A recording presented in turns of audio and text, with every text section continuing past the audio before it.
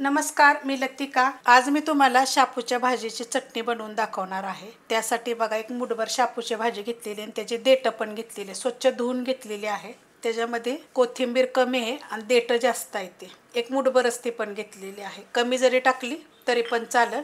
ह्या टाकायच्या आपल्या लसणाच्या पाकळ्या, एक 7 ते 8 लसणाच्या पाकळ्या, 3 हिरव्या मिरच्या, तिखटाप्रमाणे मिरच्या टाका। ओलं खोबरं घेतलेलं आहे बघा एवढं। थोडंसं जास्त कमी जरी घेतलं तरी पण चालू शकते। हा चमचा, अर्धा चमचा जिरं घेतलेला आहे। ह्या चमच्याच्या मापाने अर्धा चमचा तुम्ही ह्याच्यामध्ये धने पण टाकू शकता, छान लागेल। चवीप्रमाणे टाकायचं मीठ। आता ह्याच्यामध्ये अर्ध्या लिंबाचा आपल्याला रस पिळून घ्यायचा। लिंबाचा बघा रस पिळून घेतलेला आहे। जर तुम्हाला लिंबू टाकायचं नसेल तर चिंच टाकली तरी चालू शकते ह्याच्यामध्ये।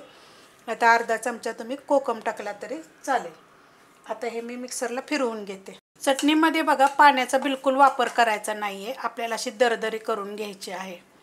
ह्याच्यामध्ये असं एकदा फिरवून घेतलं की नाही, तर ही चटणी मी फिरवून घेतलेली असे बघा, मोठे मोठे म्हणजे आबडधोबड करून घेतलेले आहे। तर आता जर तुम्हाला पाहिजे असले की ना, ते एक मुठभर शेंगदाणे भाजलेले तुम्ही ह्याच्यामध्ये टाकू शकता आणि एकदाच फिरवून घ्यायचे, म्हणजे ते पण आपले आबडधोबड होतात। आणि नाही टाकले अशाच पद्धतीने जरी केलं तरी पण चालू शकतं। ह्याच्यामध्ये तुम्ही मूग डाळ भिजवून सुद्धा ह्या चमच्याच्या मापाने 2-3 चमचे सुद्धा तुम्ही टाकू शकता, पण भिजवलेली मूग डाळ।